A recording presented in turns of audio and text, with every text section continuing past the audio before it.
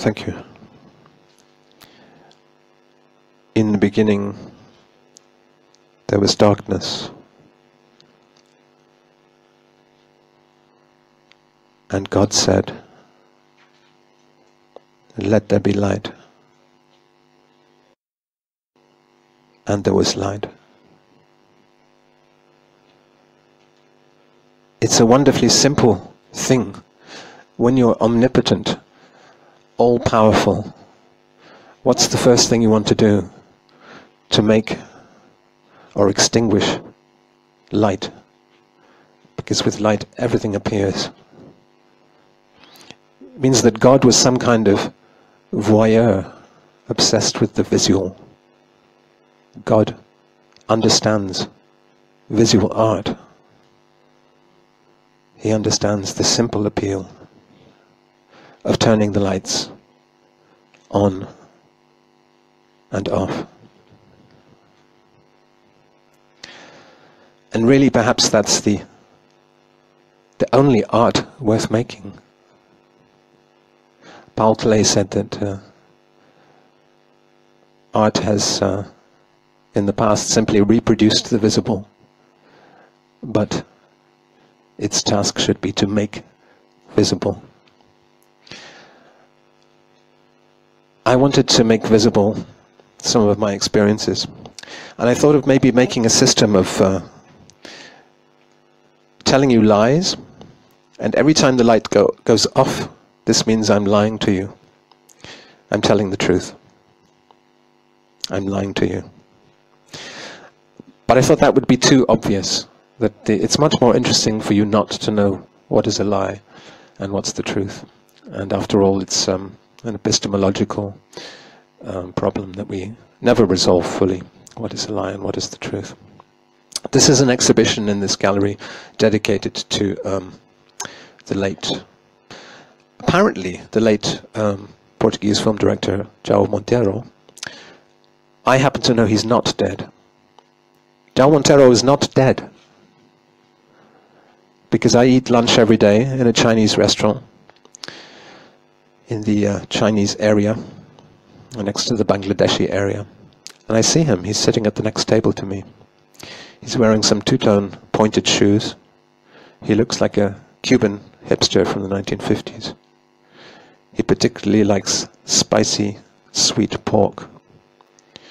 He's not a vegetarian. He has a girlfriend who looks like a prostitute, and may well be a prostitute. And he looks at me with contempt and he mumbles things. I think he can probably guess that I worked with Derek Jarman, who he describes in an interview filmed in the Botanical Gardens here in Lisbon as that untalented faggot. Of course, his film, his famous blank film, which he made, a friend of his told me the other day he made this film because he thought the performances of the actors stank. So he preferred that it should be blank and you should just hear their voices. And then somebody told him that 8 years before, Derek Jarman had done the same thing with an Yves Klein Blue film called Blue, which I worked on. I actually made some of the music for Blue. And Montero said, "I will not see this film. I don't go to films by faggots, untalented faggots." He added, as an afterthought, untalented faggots, as if to allow himself to go to the films of talented faggots. Perhaps he meant Pasolini. You know, I'm sure there were many faggot film directors that he did appreciate. I will give him the benefit of the doubt. So when I'm sitting eating lunch next to him in this Chinese restaurant in Moraria, I actually don't raise these topics with him. The only thing we've spoken about is the weather. I've complimented him on the cool breeze, which especially in September blows in from the sea and from the Tagus River. And he has said that he's made some recommendations actually. He told me that there was a particular shop called Bazaar Economico, where I would be able to find a cheap Chinese vibrator for only €2.85, which is sold as a health device, but is actually the ideal sexual gadget. I'm very much into small portable vibrators. In fact, I'm wearing one just now. It's absolutely silent. But if I orgasm spontaneously, it's because of this vibrator, which is concealed in these pants. Montero actually was commenting on these pants. He said, I had to stand up to show you the pants, but he said that they were fascist, and he thought that I was a Salazar apologist. I had to enlighten him that actually these are Japanese carpenter's pants, which are inspired by Scottish golfing pants. It's a very interesting cultural history, as interesting as the history of the Portuguese in Japan, for instance, and the way they influenced the boldness of Japanese men. We now, in Japan, where I live, we speak of bold men as zavihage, and this means, it's obviously from Xavier, the Portuguese monk who had this tonsure, the monk's hairstyle. And Japanese men, of course, for centuries had shaved heads because they wanted to look like a Jesuit. But these trousers, this is Japanese people wanting to look like a Scotsman playing golf, not like a fascist. And in fact, they're worn by carpenters and other construction workers, and these are called whiskers. The side of the trousers actually stick out so that you have a sort of extra sensory perception of the obstacles around you if you're climbing a telegraph pole, for instance, or just trying to navigate around a building site. You can actually feel with your whiskers as you pass. You can sense. So I sit there eating lunch in the Chinese restaurant with Montero. I can sense him, even if we're not talking. If he's, for instance, got his mouth full of rice, I can sense him with the corners of my trousers. So this talk is titled Why So Estrange? And I wanted to really think about the idea of estrangement in art, and why we would use it, because we live in a world of formula. It's very easy to come down on the side of strangeness and to say that formula is a mistake, and that we should simply estrange everything. But I'm not so extremist. I believe that the principles in music are repetition and variation. That's the most important thing, that you have to... Variation doesn't really make sense and doesn't really appeal unless you also have repetition. So the trick is to find the ideal confluence of the principles of familiarity and strangeness. Strangeness must be made charismatic. This is the important thing. You can't have uncharismatic strangeness, because then this just becomes frightening. For instance, if I plunge you into darkness, this could be a seductive experience. Or it could be terrifying! I don't know which it will be. It depends if you trust each other. I think this is a city where people mostly trust each other, especially in an art gallery. So there's nothing very terrifying. But then, art audiences are usually perverse in some way. I think they often are some of the most criminal people in the city, who've simply turned their criminal ideas into creative ideas. So probably most of you are practicing artists anyway, or art students, and I'm preaching to the converted. I'm wasting my breath, because you all know, you all have developed techniques of estrangement in your work, probably far in advance of mine. I'm a pop musician, essentially. So what the hell does a pop musician know about estrangement? All we know is how to make an intro, a verse, a bridge, a chorus, an instrumental section, a second verse, a second chorus, a third chorus, a fourth chorus, and a fade out. And this we call a song. And of course, if we are very radical, we might put the chorus before the verse. You know, that's our estrangement. What I've done over the years is I've used a lot of strange ethnic instruments and electronic processing, but you know, who the hell hasn't done that? And so the other thing we have to talk about is how forms of estrangement, which themselves become familiar, are no longer estrangement. You have to be, this is a kind of hipster logic, but you have to understand this year's estrangement rather than last year's estrangement. Actually, something Marshall McLuhan talked about. Marshall McLuhan said that artists were the only people who were really in the moment, who really understood a reality as it is experienced right now, that everybody else was living in the past. And of course, they're encouraged by the mainstream mass media to do that, you know.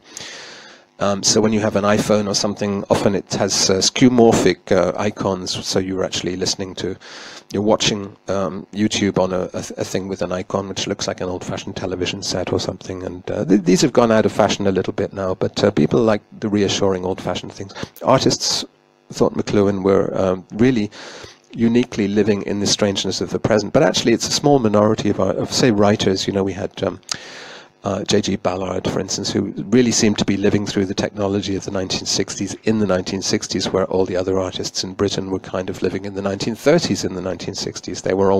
There was a lag of maybe 20 years or 30 years in Britain. The British are notoriously conservative, of course, but the people who pioneered estrangement in the arts are the Russians, of course. The Russian Revolution came along, and then you had people like Viktor Shklovsky, who was actually talking about estrangement as a technique to use in his Art and Technique, I think it's called, his essay published in 1925. And as a formalist and formal literary device, he thought that we had a tendency to recognize that recognition rather than cognition was what people did. That we like to be familiar with something and to recognize it. Ah, I see what the artist is doing here, rather than to actually experience things in real time as if they were fresh experiences. And this is really influential on Brecht's Verfremdungstechnik, the alienation device in Brecht. And but with Brecht, it's more like Brecht envisioned a world in which there would be workers' theatres across Germany and across the world eventually. As the revolution spread around the world, you'd have proletarian theatres where they would be smoking theatres. You would go there with cigars. Everybody in Brecht's vision was like a little Brecht, you know. They would sit there with Brecht's favourite cigar, lying back in a comfortable position in a seat, but with a critical distance from what was going on the stage. And the stage would have an epic coldness to it, like a frieze or a tableau of history. And it would be showing how history was changeable, how everything that happened socially was something you could alter, was an organic process which could be changed by human application.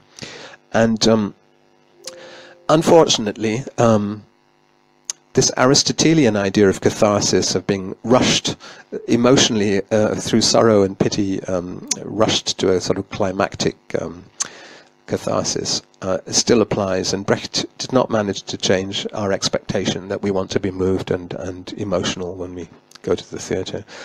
So I think the Brechtian idea of the proletarian analytical smoking theatre, unfortunately, has not been as influential as it could have been. The people who have mostly adopted these ideas of estrangement have been artists, people in the art world who wanted to, in some way, to conform to the norms of the art world. I think in a way the art world, let's have a little darkness for just to be more exciting for a while. For the latecomers, because they missed, I have to explain to those who are just arriving that I was God. When I started, now I'm just a boring cultural historian, but when I started this lecture it was a hell of a lot more interesting. I was God, turning the lights on and off. Let there be light. And there was remote controlled light. It's not an iPhone application. Imagine God using an iPhone application to let there be light. Wouldn't that be the saddest anticlimax?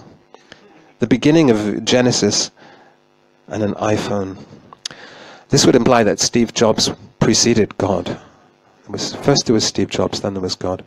I hope my voice is not too crumbly, by the way, because I've just had a flash flu. I call it a flash flu. I've had 2 days of extreme fever, which I looked up the symptoms on the internet, and it said that you could only get this fever by too much cunnilingus. So, which seemed reasonable until I looked up what cunnilingus meant. I didn't actually know, so I looked at the Wikipedia page for cunnilingus, and I was shocked. I really was shocked. I didn't know such things happened in Lisbon, but I think I got some kind of throat infection from too much cunnilingus. So this is a different kind of lingus. This is just talking. Maybe it's the cure for my flesh fever. And maybe it's cheap Chinese vibrators also not helping the situation. I wanted to open this talk to questions, but only from myself. So I'm going to ask myself a question. Nick, when you're having lunch with Montero, does he ever talk about cycling trips he makes? Well, that's a very interesting question, Nick. I'm glad you asked that. He's never mentioned cycling trips, but I can imagine him keeping in shape, because after you're dead, but you're not really dead, you're still alive, or at least appearing to certain visionary people throughout the city. And of course, culturally, an artist is never dead. You know, if you're a strong artist and you've made statements which last, then you're never dead. David Bowie is still alive, very much. I am David Bowie, as are we all. He is now a distributed quality. We know how to be David Bowie. I actually appear on the stages of Europe as David Bowie. I'm going to do it in Luxembourg soon. And that is all that's left of David Bowie, actually, is me and a few other people doing these strange kind of... Or even if you just say hello to your friend in a certain way, like, hello, you know, you say it in a David Bowie voice, that is, David Bowie is still existing, he's still alive. So I think that in order to stay fit, these distributed geniuses need to cycle, for instance, to cycle through the city. And it's very important that we have new traffic laws to prevent them being damaged in any way. You know, if David Bowie is cycling in front of your car, just slow down. I started these estranged talks in the Whitney Museum in 2006 when I was out of the blue. For no discernible reason, I was chosen as a performance artist in the Whitney Biennial, and it was the apex, the only climax in my non-starting artistic career. And what I found was that over 3 months in a museum context, I got more and more slick, and things which people laughed at. I was improvising every day, and I really hoped to make up fresh stories every day for the explanations, almost like a docent. You know, the idea was that I was one of these slightly pompous museum guides who tells you what the artist really meant. And so I would say, well, this artist was really talking about hairstyles and the importance of changing hairstyles. There's no reference to hairstyles in the work, but actually, you know, it's Sturdivant or something like that. It's actually all about Marcel Duchamp. Oh, I haven't mentioned Marcel Duchamp. There's another important precursor of the estrangement idea is Marcel Duchamp's concept of delay, which he, I think he wrote about in one of the documents in the green box included with the large glass, The Bride Stripped Bare by Her Bachelors Even. He talks about, this is not a picture, it's a delay. And I'm simply using the word delay because I'm bored with the word picture. He doesn't quite say it that way, but he's implying that it's a boring concept and that we should think of artworks as delays. They're almost like a chess game. A good chess game should last a long time and be a little bit difficult. There should be some problems which you have to solve. Or a good detective novel. You know, these things involve delay, and that if you get something too quickly, there's something wrong. So again, we come back to this idea of cognition versus recognition. You don't want to recognize something too quickly. You want to use your brain and cognize the original effort of perception. I've totally lost my thread now. Where was I going with that? Marcel Duchamp was cycling one day, and he was cycling with John Cage, and Rauschenberg joined them, but his bicycle had smaller wheels, and so he had to pedal faster. And they were going up a hill, and Rauschenberg, suddenly his bicycle seemed to take wings. And on winged words, Cage said, "Why do we have to keep crossing this same river?" And the river was the Tagus. And there was a bridge, but none of them had decided to use it. They decided to go under the river instead. And so all three of them went down onto the bed of the Tagus, and they saw all these fishes there, and they saw the Queen of the Sea. She was living in a river. She had come down in the world. The Queen of the Sea used to have a palace in the middle of the Atlantic Ocean, but she had actually been forced, because the rents were too high in the ocean. There was speculation in the ocean and gentrification in the ocean. The fish were gentrifying the ocean. So she had moved into the Tagus. I'm going to put the lights out because this is very tragic. And this is the moment, if you ever wanted to commit a sexual crime, please don't do it now. The Queen of the Ocean was living in the Tagus. Madonna was moving to Lisbon. John Cage, Rauschenberg, and Duchamp were on bicycles in the river. And I'm going to leave them all there. You see, if I were a conventional storyteller, I would have them coming out of the river. I once met a film director, and he said, it's very simple how to write a film script. You simply put the cat in the tree, and then you get the cat out of the tree. And I thought, what a boring film. Would Montero have made this film? No. He would have made a film where the cat is crucified by some adolescents who are fascists. And then he would have made a little reference to Pasolini, the faggot. And then he would have satirized the clergy. And then he would have insulted everybody. His whole audience would have been insulted. And I think it's very important for us not to take that cat out of the tree. I don't mean in an Aristotelian way that we weep because the cat can't escape from the tree. I mean that we simply see the cat and imagine the cat seeing the world in this fresh way from the tree. The cat becomes a kind of artist.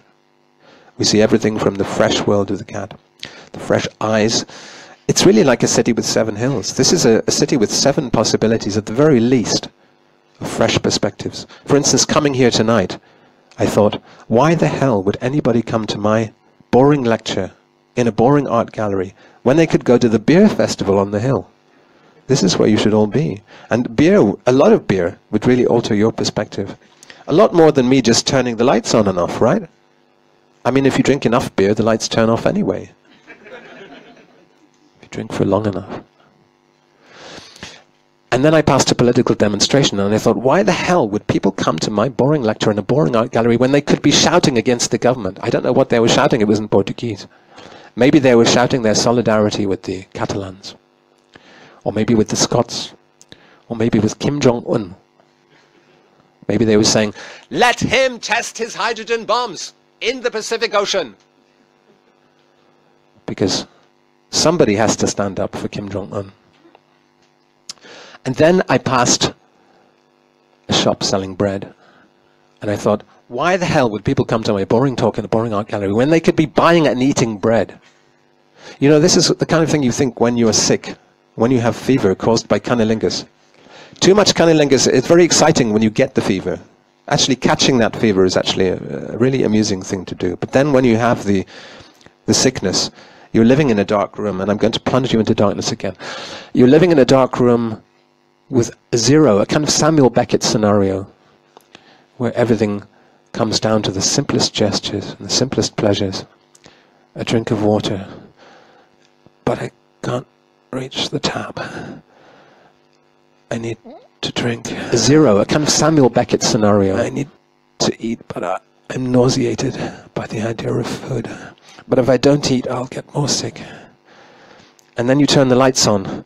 I can't eat and I can't drink, but I can see.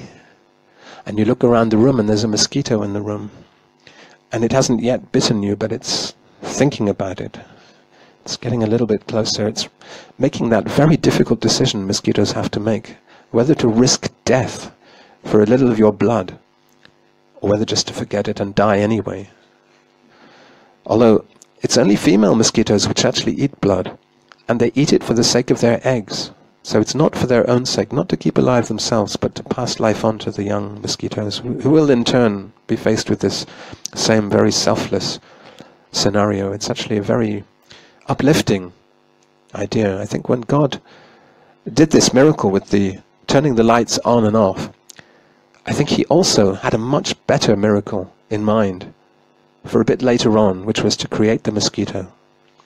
Thank you very much for coming tonight.